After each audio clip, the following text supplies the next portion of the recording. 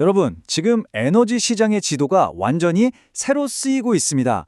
최근의 지정학적 위기들, 이게 단순히 유가가 좀 오르고 내리는 문제가 아니에요.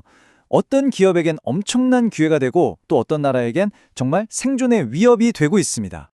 그래서 오늘 우리가 던져야 할 가장 핵심적인 질문, 바로 이겁니다. 이 거대한 위기가 과연 에너지 시장을 그리고 우리의 투자 지도를 어떻게 바꾸어 놓을까요? 자, 이 숫자 한번 보세요. 130%. 이게 뭘 의미하는 숫자일까요? 바로 유럽의 천연가스 가격이 믿기지 않겠지만 단 이틀 만에 폭등한 수치입니다. 이번 위기가 시장에 던진 충격이 얼마나 큰지 아주 압축적으로 보여주는 숫자죠. 좋습니다. 그럼 지금부터 본격적으로 한번 파고들어보죠. 우리가 꼭 기억해야 할 건 이번 사태가 그냥 스쳐 지나가는 유가 충격이 아니라는 겁니다.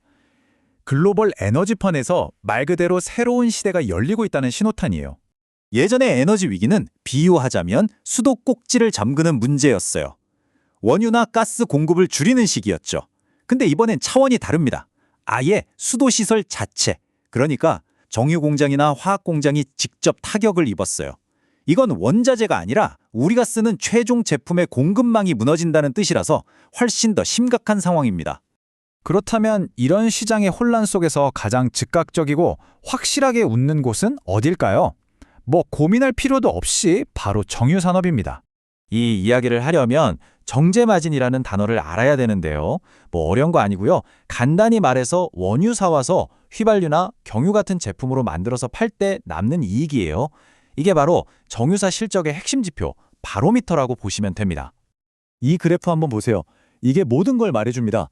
위기가 처지기 전에는 배럴당 한 10달러 남짓하던 정제 마진이 한때는 무려 90달러까지 치솟았습니다. 와, 이건 뭐 반도체 슈퍼사이클 같은 이야기가 정유업계에서 나올 판이라니까요. 정유사들한테는 그야말로 엄청난 현금을 벌어들일 기회가 열린 거죠. 아니 근데 왜 이 기회가 특히 우리나라 정유사들에게 특별한 걸까요? 첫째, 우리는 생산량의 거의 60%를 수출합니다. 지금 공급이 부족한 미국이나 유럽에 물건을 대주면서 엄청난 이익을 내고 있죠. 국내에서 좀 손해보는 건 그냥 덮고도 남을 정도예요. 그리고 결정적으로 우리의 가장 강력한 경쟁자인 중동의 생산 시설들이 멈춰섰습니다. 그야말로 골든타임이 찾아온 겁니다. 그래서 시장은 당연히 이런 흐름의 중심에 있는 S-오일이나 SK이노베이션 같은 대표 정유사들을 주목하고 있는 거고요. 자, 지금까지 정유업계의 단기적인 대박 스토리를 봤다면 이제 시선을 좀 다른 곳으로 옮겨보죠. 바로 화학산업입니다. 여기는 정유랑은 스토리가 조금 달라요.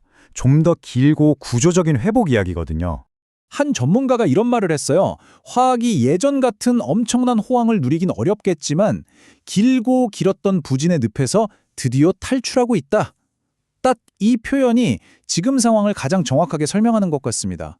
근데 진짜 재밌는 건요. 이 회복의 가장 큰 동력이 아이러니하게도 중국이라는 점입니다. 중국이 스스로 공급 과잉이었던 설비들을 막 폐쇄하고 있고요. 세금 정책도 바꿔서 원가 부담을 높이고 있어요. 왜냐하면 이제 국가의 힘을 범용 화학 제품이 아니라 AI나 로봇 같은 첨단 산업에 쏟아붓기로 했기 때문이죠. 이것 때문에 아시아 전체의 공급 지도가 근본적으로 바뀌고 있는 겁니다. 아주 구체적인 예를 하나 들어볼까요? 중국에서 세 번째로 큰 스판덱스 업체가 파산해버렸어요. 그래서 중국 전체 생산량의 15%가 그냥 시장에서 사라져버린 겁니다. 그럼 이 빈자리는 누가 채웠을까요? 바로 기술력 있는 우리나라의 효성 TNC 같은 기업들에게 기회가 된 거죠. 자, 마지막으로 한번 보죠. 단기, 중기 말고 정말 장기적인 관점에서 이번 위기의 진정한 승자는 누가 될까요? 그 주인공은 바로 태양광입니다.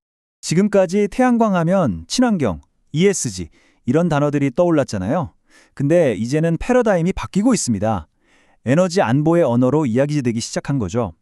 특정 국가의 변동에 휘둘리지 않고 우리 스스로 에너지를 만들 수 있는 가장 확실한 방법. 그게 바로 태양광이라는 인식이 퍼지고 있는 겁니다.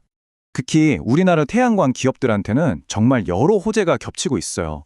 일단 미국이 정책적으로 중국산을 막아주면서 시장을 열어주고 있죠. 게다가 AI 시대가 오면서 데이터 센터 때문에 전기가 어마어마하게 필요해졌잖아요. 이 수요를 감당하려면 태양광이 필수적입니다. 그래서 미국이 자체 공급망을 만들려고 하는데 그 중심에 바로 하나솔루션이나 OCI 홀딩스 같은 우리 기업들이 있는 겁니다. 그러니까 이들 기업은 이제 단순한 제품 공급 업체가 아니라 미국의 에너지 안보 전략을 함께 수행하는 파트너로 격이 올라가고 있다고 봐야 합니다. 자, 그럼 이 조각들을 다 맞춰보면 어떤 큰 그림이 보일까요? 지금 우리는요, 지난 수십 년 동안 굳어져 있던 글로벌 에너지 지도가 말 그대로 우리 눈앞에서 완전히 새로 그려지는 역사적인 순간을 보고 있는 겁니다. 과거에는 어땠나요? 거의 중동만 쳐다보고 있었죠. 하지만 앞으로는요? 지정학적 리스크가 너무 큰 중동 대신에 미국, 브라질, 서아프리카 이렇게 필사적으로 원유를 사올 곳을 다변화하고 있어요. 그런데 여기서 아주 현실적인 질문 하나가 툭 튀어나옵니다. 그럼 다른 데서 기름 사오면 되는 거 아니야? 라고 생각할 수 있죠. 과연 그렇게 간단할까요? 우리 정유 시설들이 이 새로운 기름들을 받아들일 준비가 되어 있을까요? 정답부터 말씀드리면 전혀 쉽지 않다입니다.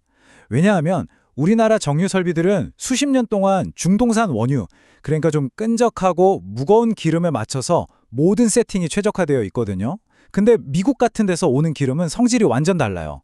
이 다른 기름을 쓰려면 설비를 뜯어 고쳐야 하는데 이게 최소 1년 이상 걸리는 거대한 공사입니다. 에너지 전환이라는 게 구호처럼 쉬운 게 아니라 이렇게 거대한 산업적인 과제인 거죠. 자, 지금까지 나온 이야기들 이제 투자자의 관점에서 한번 명확하고 깔끔하게 정리해 보겠습니다. 이 표 하나로 핵심 정리가 끝납니다. 첫째, 정유, 타이트한 공급과 마진 급등으로 즉각적인 고수익을 기대할 수 있는 기회입니다. S오일, SK이노베이션을 봐야겠죠. 둘째, 화학, 중국의 구조개혁 덕분에 점진적으로 회복하는 그림입니다. 롯데케미칼이나 효성 티네시가 있고요. 마지막으로 태양광, 이건 에너지 안보라는 거대한 흐름을 타고 가는 장기적이고 전략적인 성장 기회입니다. 하나솔루션, OCI 홀딩스가 주인공이겠죠. 자, 이제 공은 우리에게 넘어왔습니다. 지금 우리 눈앞에서 펼쳐지고 있는 이 거대한 에너지 대전환의 파도 속에서 여러분의 포트폴리오는 과연 이 변화에 대한 준비가 되어 있으신가요?